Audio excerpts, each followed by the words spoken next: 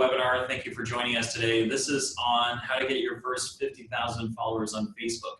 For those of you who don't know who we are, Hubba is a discovery network where influencers, brands, and retailers go to find each other. And this session today is hosted by Cam Goldberg, who is your influencer expert. I am Retail Phil. I am going to be your host and voice today, but the brains around around this whole operation is Cam Goldberg, who's hiding on the side.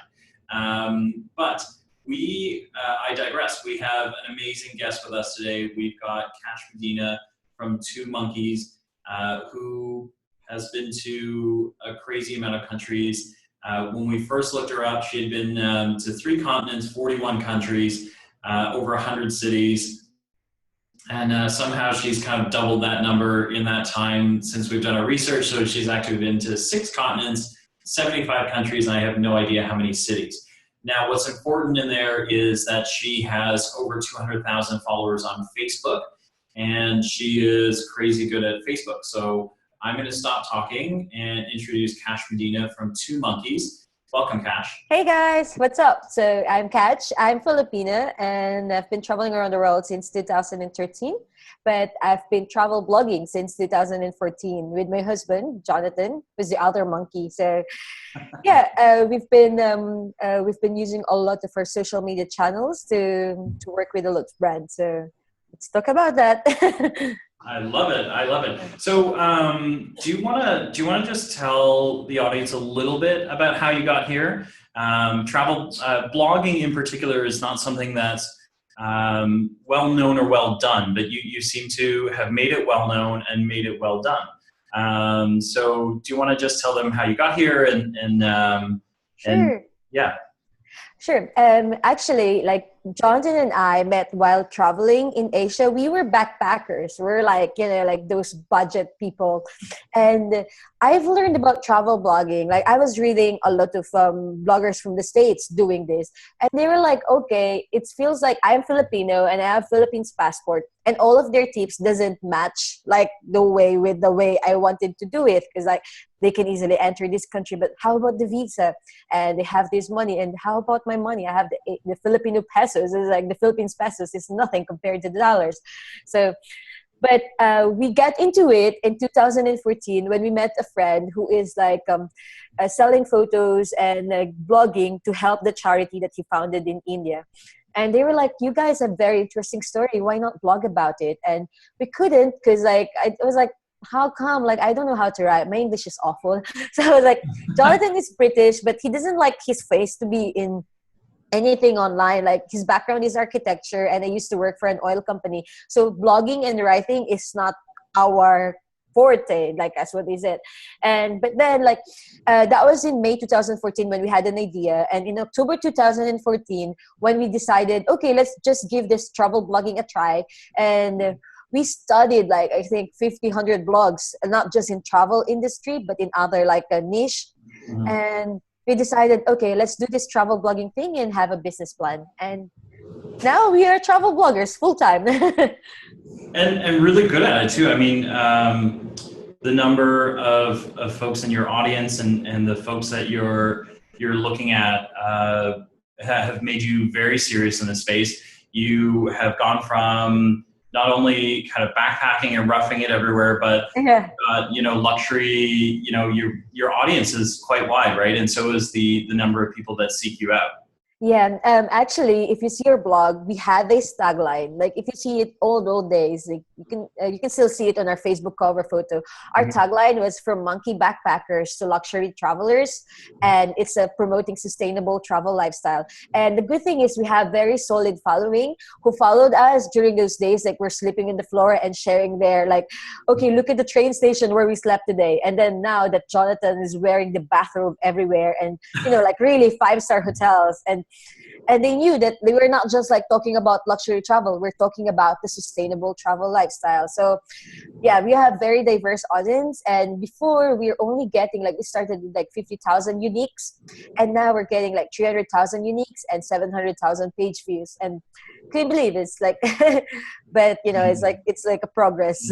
Yeah. And so that almost takes us down that first path, right? And so what's really neat, as the webinar audience, as you're listening, as we were interviewing, as Cam was interviewing Cash, Cash has some really great views on how this works, and we see that now, right? Is that Cash and Jonathan almost have a personality, but Two Monkeys also has a personality about the way you go about getting hotels and resorts to buy into one identity or the other, right? Do you mind talking about that a little bit and what the difference between like a personality based versus factual blogging and how those are different?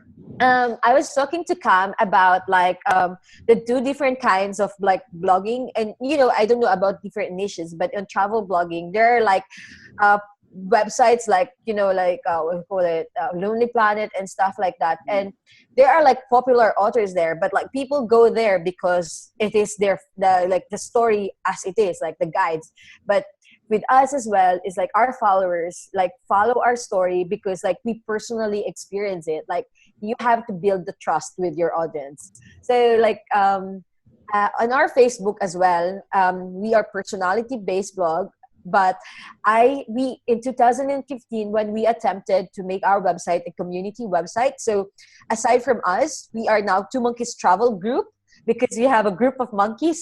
So like we have 20 other writers who is writing freelance for us, and we also still promote them. Like we are trying to mix our personality and content based blogging, because I wanted to be online all the time, but like I can't write fully like all of them, especially I don't have background. So I tried to mix it, incorporate it. At the beginning, I had like hard time with the transitioning of introducing other people's content on my blog. And then eventually, like now, like especially on Facebook, we have new followers following us because of content, and we still have our followers following us on personality side.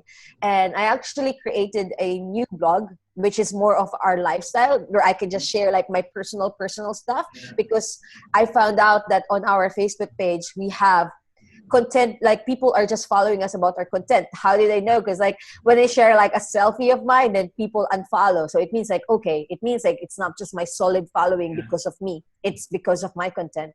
So it's just good. The point you make there is a neat one. Like one, you have to have a plan for whether you want it to be content based or personality. And then if you're listening through this, what you're hearing Cash talk about that I wrote down is just having a plan and then doing the analytics around which one makes a difference, right? Because there are moments where you need a picture of you, and then there are moments where a picture of you is really not warranted. Do you have any, do you have general guidelines you follow? Like I think the user group would, because it's always a struggle to know when to inject your personality and when not to.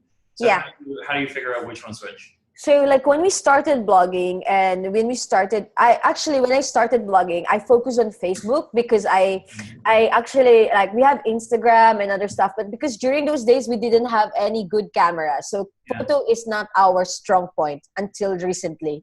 So at the beginning, so like I have to just share like about our like different kinds of topic, and then every week I analyze the trend. Like if you go to Facebook, there's the insights there, and my background is economics, so I love numbers. I love to see how it goes. So like we check like, okay, who are following us, female, male, how old are they, where are they from? And from there I studied like, okay, so a lot of females are active on this time, so I think they like to see our love story. Like, so I'm gonna share like Jonathan did this, like blah blah blah. And later on, okay, we have diverse age range, so I usually share like 3 different articles on or not articles, photos, any content on our Facebook page because first is the time zone and different target with like with the audience that I wanted to attract. So if I'm gonna target my audience in the Philippines who are young, then it's going to be about our personal love story.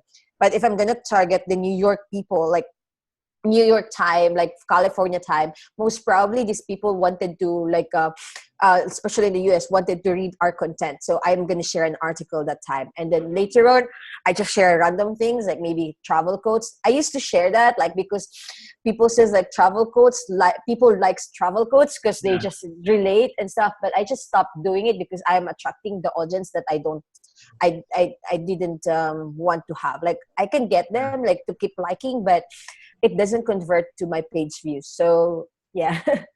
Yeah. So again, for the audience, I think this is where you look at this and knowing your plan and who your audience is and who you want to keep attracting.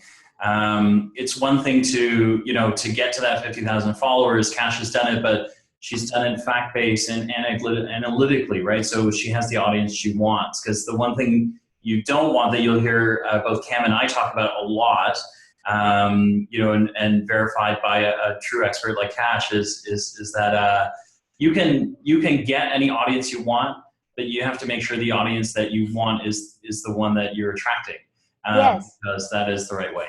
Right? Because if you keep getting all audience and they don't interact with you, then like it's going to ruin your reach. And Facebook has this thing, like even though there's a lot of likes, they don't show everything to everyone. So like for us, like for me to make my self-assessment with our like portfolio is like if it converts, like will it convert to a reader, will it convert to, because social media is just my way to get into my blog, because that's mine. Like the social media, I don't own it, I don't know what's going to happen there, but the blog, it's my blog. So Gotcha. So I have one more question for you on this, because I think this is incredibly interesting. How deeply, so as you're working with hotels and folks that want you to share about them, how in-depth do they get about your reach, your audience, your impressions, and how much do you share with them? Okay, cool. Before, like Facebook changed a lot of cool things in their platform, which is amazing. So if you see people with like the blue tick, like the mark, it means your page is verified by Facebook, that you're a maybe public figure, a business entity and stuff. And if you do that, you are required to tag them as a sponsor. Like not just like tag them, you have to put in the handshake button that they are a sponsor. Why? Because Facebook use it with the actors and actresses that doesn't disclose. And this is the way that you can disclose to your audience that this thing is sponsored. So whenever we stay in a hotel, we tag them on the handshake, and when we tag them, they can see the analytics on their side. Like it's not like I tell them, look, I have like 10 people who saw it. I don't even have to tell them that now, because they can see it directly from Facebook portfolio. But in the old days, like before these things happen, what we have to do is like I screenshot everything, and I can give you the link of some campaigns that we run, and we screenshot everything from Facebook instead of like texting them like or messaging them on email. Like, look, I have 10 people who like your page, 10 people who clicked it. It's not like very like they can't verify it. It's just like great. So I wanted to establish trust, and I just sent them what like the insights and analytics has. And the good thing about this like different things is like if the blog you use Google Analytics, you can't fake it, you can't change it, it's Google. On Facebook, I can't tweak it, it's like their platform. In Twitter, there's analytics. On Instagram, there's analytics. So like nowadays, like that's what we do. We always send the insights so they can see it. And whenever we work with hotels, like it's in the contract that I tell them that we will submit the report after the stay. And yeah, so far it's good. Okay. No, I love that, because I think that's actually a part of this that is really difficult, I think, for a lot of influencers is, as Cam and I work, I work with the brands and Cam works with the influencers directly, making that connection between a brand and an influencer, that the real handshake and then the Facebook handshake is a difficult one, right? Because one side, the brand side, wants to talk about facts and ROI and and all those crazy metrics, and usually influencers we find start with, well, give me some for free and I'll write a review for you, right? But we need to be able to teach them how to connect those dots. So I think what you're doing with with retailers and with these kind of hotels is really important to this audience and how they do things. So Yes, and like for us as well, it's like we always wanted to show the ROI with our clients. Like it's not like, oh, let me stay and I'll give you a very good like posing on Instagram and stuff. Like no, because we treated it as a business, we pay taxes and stuff. So we wanted to make it like straight, with analytics inside. Like it's good to see for them. Like that's usually when we work with brands, we ask them, what is your like, what's the goal? What do you want us to divert to you? Like some brands, they just want, okay, we just wanted to have like very nice photos on Instagram. And Yeah. some of them like, I want to see how many people will click to my blog. And they were like, some of them would say, I wanted to get a lot of people to sign up on my newsletter. So whenever we work with brands, we'll actually ask them to fill out our standard campaign form.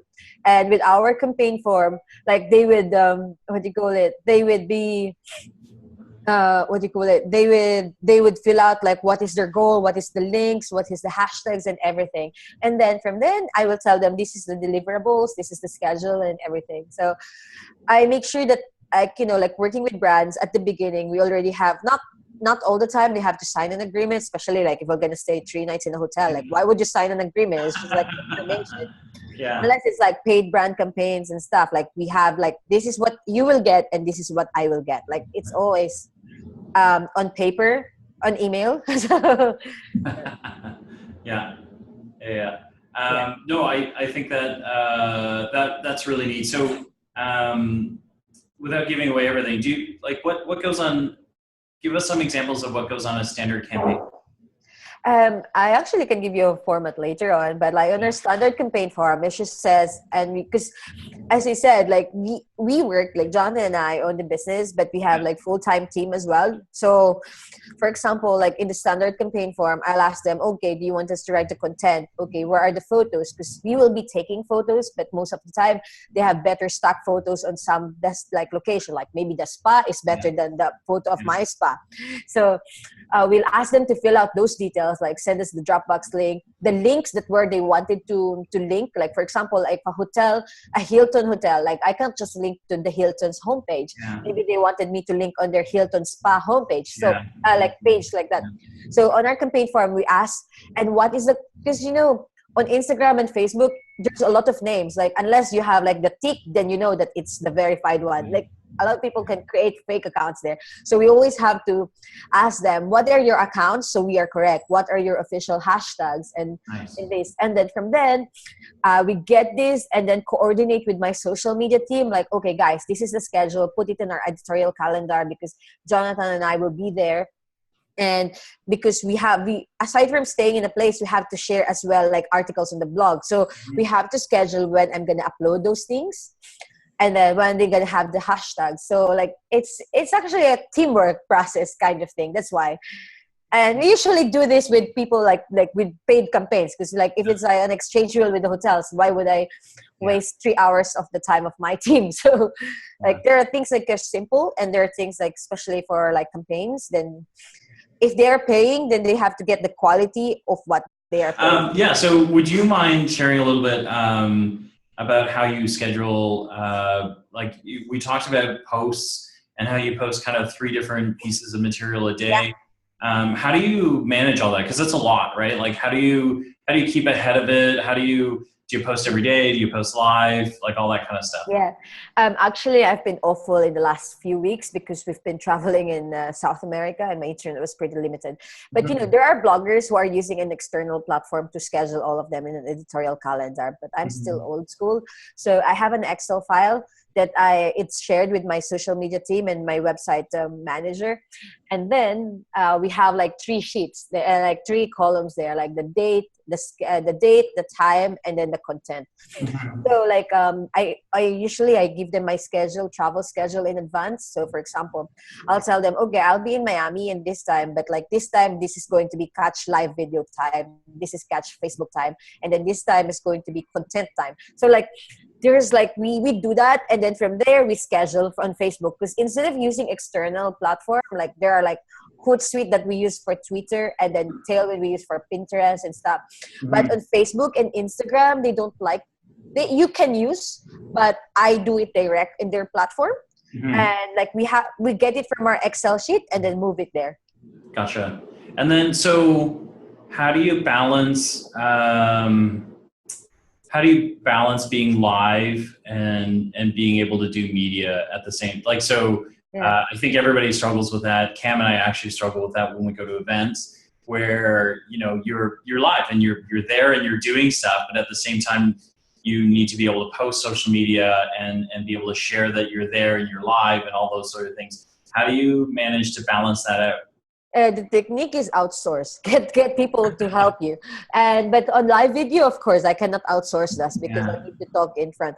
And to be honest, like we already have like 200 live videos on our Facebook because I really enjoyed it. I actually and because whenever I do live videos, then our analytics like it's like through the roof. Like it's reached like 100 to 200,000 people, and then if I share an article the next, then they will reach more. So like to balance it, I don't know exactly, but like the only thing that affects me to do live video is if I have good internet connection. So when we were traveling in Venezuela or in Suriname, I was not able to do live video. I actually did once in Suriname, but I was in a hotel, and most of the time I buy a SIM card so I can do my live video walking, because we are travel bloggers. So the people wants to see me traveling around. So it's different from like food blogger. Like they can cook in their house and the internet is just fixed. For us, like the only issue about this is just like what do you call it, like the internet connection. And I don't have worries about time because like Jonathan knows that if you're in a destination and I have an internet, then like I have to stop and do my live video for 30 minutes to 50 minutes. And I don't do Snapchat or Instagram stories because that's the one that takes a lot of time, because you have to, like every 10 minutes you have to do this, and it's not my thing. So Gotcha. No, and I think that's also useful for the audience to know too, is, I mean, we're very focused on Facebook today. And I think that's one of those things is being able to land on a platform and do it well, right? With Facebook, you also have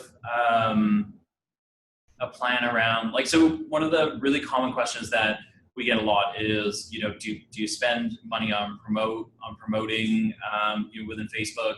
And then, because what we've heard from you so far is that you're very focused on your audience. You know who your audience is. You know the analytics behind who likes to interact with what. How do you figure out, and we've seen the plan come together, right? So you schedule your content, you plan out who you're doing, but then how do you figure out what things you promote, and should you be paying for media and things like that? Cool. Like Facebook is like a business, what do you call it? It's part of our business expense, and I spend money on Facebook. And nowadays, actually, is that a smarter way to do it is I work with brands on campaign, and then I'll ask them, this is the rate, and as you know, Facebook algorithm is this, and we have to boost it. Like you can pay me to pay Facebook, or like they pay me like the standard rate and then pay me to pay Facebook, or since that we are a verified page, you have the access. That's the reason why the cool thing is like the sponsors have the access on their Facebook account, and they can opt to boost it from their side or from their platform. So the cool thing is that nowadays, like for example, we charge like £300 for a Facebook post or something like that. And I'll ask the brand, maybe you want to spare £50 as well, like $70, and we can boost it. And then I will do the keywords, because you don't tend to just boost it. You have to boost it with a certain, like, what are the age of the people, what are the interests of the people, and like where are the people from. So if I'm gonna have like, I have to boost a content about travel writing, I cannot just share it for people who likes to watch this movie. I have to share it to people who enjoys travel writing. You know what I mean? So like, I'll tell them to give us extra payment, but the payment will go straight to Facebook. Gotcha. We actually, so you know what, we pulled up a really cool Facebook post that you've got of like city travel guide in Paris. Oh yeah. And then inside it, you've got check out our guide here, and then it talks. So like, as you know, on Facebook, this platform doesn't want people to get out of their platform. So like when you have the links, when you have the links, like for example, you just directly share the link. Like, look at this interview that we did with Catch with the link. And on Facebook, they will not show it to a lot of people. Like the reach, like you will see the reach, right? Like it's different from the engagement. Like, and if for example you have like 10,000 followers, then maybe the reach with that they will only show it for like 5 or 10, like 50 people. And you have 10,000 followers, like, oh my gosh. And it happened to us before. So I tried to study, and then I shared photos, and Facebook likes photos. Okay, cool. And Facebook videos, they liked it. But then I realized that if I shared a link directly on my Facebook account, then Facebook will be upset and they don't like it. They recognize this as a link, and they're putting away their reader, like the users. Taking them away from the site, right? Yeah. And then so what I did is I attempted what to do is like I asked my designer to decide like a very good like size of photo, travel guide to, like for example, travel guide to Singapore, travel guide to this. And then I asked my assistant to get some text from that article, share it there. If they want to read more and click here. So basically the link became a description. Yeah. It's not like when they click it will go straight there. You have to intend to click it so you can go there. And Facebook is happy with that. So I was just like, oh, cool. Facebook is happy and I'm happy. And the thing is like, with those things as well, because I have to add text on the photo, and Facebook has a rule, like you can't share more than 20% of the text of the photo. So I have to ask our graphic designer, like design it as like this, like not like bigger one, because I cannot pay to boost it. That's so cool. Yeah. That's serious science, right? That's serious science. But I love that. I'm not sure how many people actually understand that about the post. So that's incredibly interesting. Yeah. And then we created an album instead of like, because I have like 700 articles in the blog. So if I share one photo from time to time, then I'm going to spam them. So what we did is we created a photo album. Like I gave Cameron the link, so you can share it to your to the listeners, to the like the viewers. Like like we created the photo album, so we can share 50 articles inside that album, like with description, photo, and link. So it's good. It's win-win. Yeah. So, and on the tools. So the other thing I wanted to ask you about, and I watched this. I watched this a couple of times because I really liked it. But you have a video up there on Do You Believe in Forever? Here's the story of Finding Love on the Road. It's actually an awful video, and I admit that. But like, no, it's not awful at all. It's actually really amazing. No, I made it because I don't know how to. I'm not creative, and during those time, like into July 2015, I couldn't hire someone who can do that. So, but I really know that I can do something. So, on Facebook, like people loves to share videos of like emotion, like anything with this is just emotional, and our story is true to life. Like, but I just have to express it properly. Like, there are people who enjoys reading, but there are people who doesn't like reading. They're more visual, and I can't just share one photo and they can understand what happened with that. So I created that video, and until this date, it's like I think over 2 million views now. And there are times that, for example, our page view, like our page likes are not increasing. So I just go back to that post and boost it and target new people who doesn't know us. And until now, like a lot of people are still commenting. I think I have a lot of shares and well, I mean, so the viewers that are looking at this, I mean, what you want to see out of this is that there's 950,000 organic reaches, which is incredible, right? So so I think the and then the paid reach and the post clicks is amazing as well. So you've actually reached 3 million. When we took this screenshot, you reached 3 million people. 900,000 organically, another 2 million post reach, which is holy crap, amazing numbers, right? And that's on a video that you kind of termed as terrible. So I'm a little afraid to see what you're going to come up with. What would you do differently about this video? To be honest, like we have better videos nowadays. Like one time Jonathan went to Greece and he has a professional videographer. But but it doesn't reach a lot. Like it doesn't reach because I think our audience knows that we are not like, they loved us as who we are, like not as talented as other people. Like if you see online on Facebook, you don't even have to create a very good like really talented design, because I think it's about the message. It's about the how what it is. You always have to think, what is it for them? Is it relatable? Is it like something that they can share to their friends? It's like, oh, I want to be like that. Oh, that's me. Something like that. So I think like that video was were able to relate a lot of people, and a lot of them were like, oh, I want to be like that too. So it's like an inspirational, but Yeah. it's quite awful in my taste, because I've seen a lot of very, very good videos on Facebook. But like it's always, you always have to think for your audience as well. Like it's not like, okay, this is good for me, Yeah. but how about them? So Yeah, and I think what sat true for me that I think is important for influencers is that there's this sense of authenticity, right? And so yes, if I'm trying to figure out whether I want to follow Two Monkeys Travel, what I got out of that isn't a terrible video at all, but in fact, really kind of the heart of what you're trying to accomplish, which I think turns viewers into believers, right, or followers. yeah, yes. Which is part of I think is part of where you've gotten to this crazy amount of followers is people actually understand your journey and what you're after. Yes, yeah. And like I already know who are my audience. It's like I have like Filipinos wanting to do what we're doing, because I don't know if you guys know that having Philippines passport is quite tough. Yeah. And we have audience who are like like us, like two monkeys. Like one is an American or German or British or what, and then the spouse is a Filipina.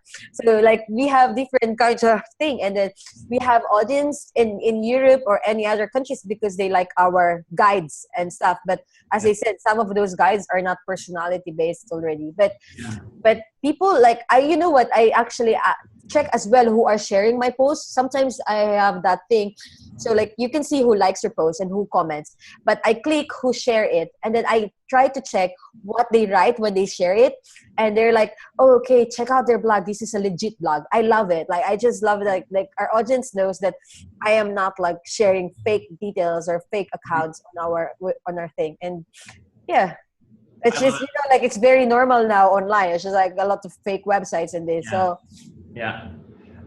Okay, so we're almost done here. I yeah. wanted to ask you because there are a lot of influencers there that out there and listening to this that don't have the following that you have. Mm-hmm. Do you have kind of like let's say 3 or 4 tips that you would give them as advice? Sure. I still remember the day that it was so hard for me when we were starting, because like you keep sharing stuff and no one likes it, no one comments. It's quite depressing. But I suggest never give up. Okay. So the first thing to do is stop inviting your family and friends to like your page, because it's not gonna help you. Like you have your personal account to share your stuff, and it's not like. And to be honest, on my account, it's very rare my close friends would comment. They know I have a blog, but they don't ever know if I have any content about that. They never ask, because they are my friends. And these people won't interact with you, because if they will interact, they will go to your personal account.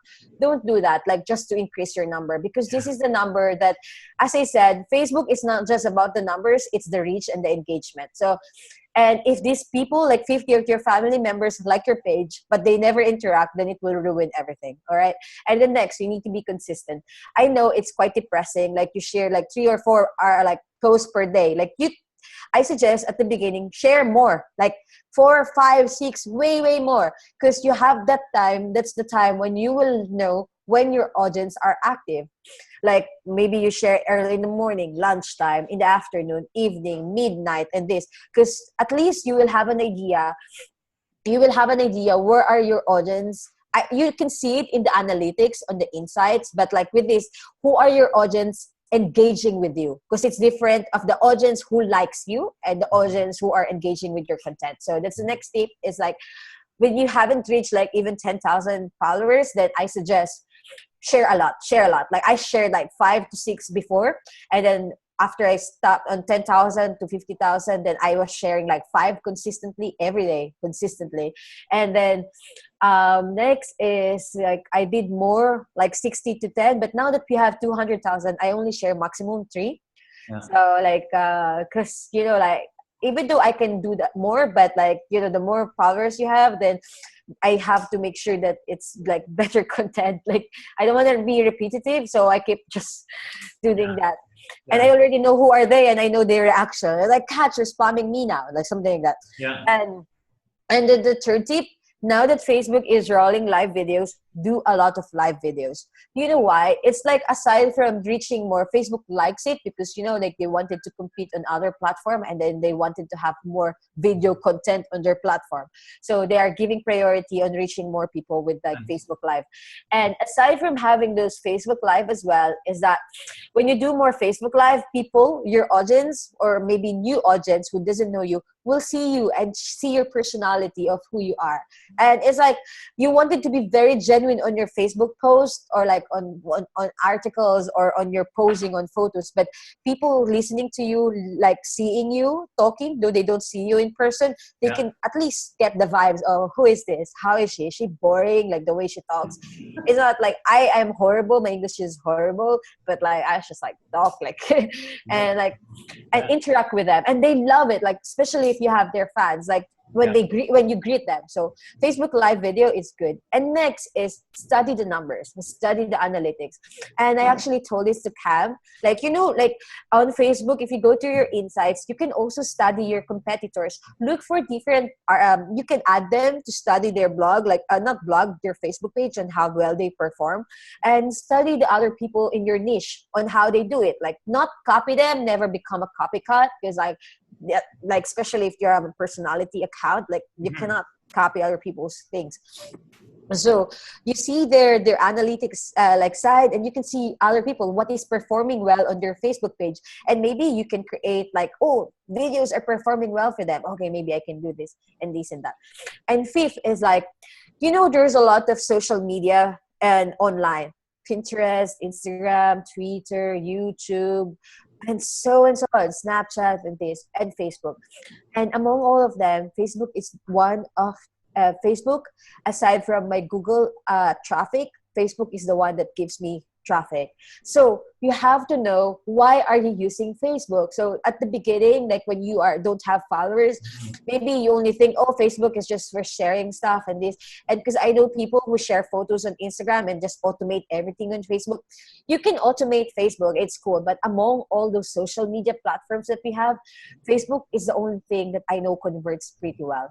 And a lot of countries in the world, like, Facebook is important.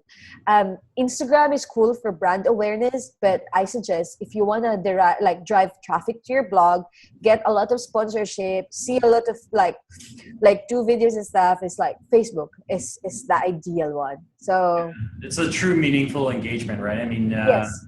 Instagram is great because people love the product, but they can't really talk to you. They can't really interact with you. Unless you reply to them on Instagram, but it doesn't convert. Like, you can't share link unless you share it on your title. But it's like people will have to intentionally click from there and stuff. Like, and the platform of Instagram is just more of brand awareness. It's designed for that, just photos and like put captions in it. But for Facebook, it's like, I think it's designed for more businessy kind of thing. Because you can direct them to your newsletter, you can direct them to your blog, you can direct them to other things. And a lot of brands are paying a lot of money on just to be shared on Facebook as well. I love it. Okay, so we're at the end of this webinar. We thank you so much for joining us. Would you? We're gonna put up on a slide all of your socials where they can find you and all that stuff. Do you want to just tell everybody what country you're in and where you're going next? I think that would be really cool. Sure. We're currently in Miami, and actually in a few hours time we're flying to Atlanta to catch our flight to Istanbul. We will be speaking in the World Tourism Forum, and we are one of the keynote speakers talking about how to make money from travel blogging. And from there, we're flying back to the Philippines. I've never been home since 2013. What? Crazy, because I have this quest. I'm on a quest to travel to every country in the world. But this year, the goal is for me to visit 100 countries with my Philippines passport. And I'm publishing a book. So I'm going back to the Philippines to attend meetings and stuff, like with my publishers and some things, and and of course to meet my grandparents because I haven't seen them for a while. And then from there, I am going to be traveling solo. So like if you guys did to follow my Asia, Australia, and Africa, I'll be solo traveling. The other monkey is going back to the States because he is buying a boat, and we are preparing to go on a sailing trip around the world. So like we've traveled like to 75 countries, backpacking, hitchhiking, luxury hotels. But I think it's about time like we do something different. So like we're going to be traveling around the world on a sailboat. So You know what'd be really different is Cam and I should come on your boat and podcast from your boat. yeah, I was talking to Cam about it. We can do that. We can do that. And we are bloggers. I need to have internet. So we'll have internet on our boat. I love it. I love it. So it's going to be like around July, August. But Jonathan is going to be preparing the boat from next month, March, until we meet again in July. It's going to be the longest time for me to to be traveling solo. Like it's been a while, and for us to be separated, but we are thinking long term this time. So I love it.